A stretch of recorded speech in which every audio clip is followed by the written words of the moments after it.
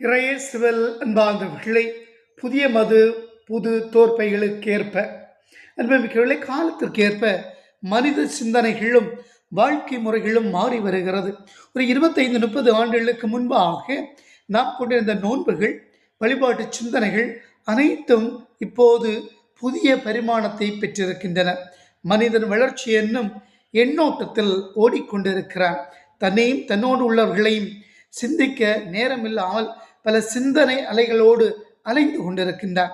இப்படிப்பட்ட மனிதருக்கு பழைய சிந்தனையும் வாழ்க்கை முறையும் ஏற்புடையதாக அமைவதில்லை. எனவே இன்று இறைவன் அழைப்பு விடுகிறார்.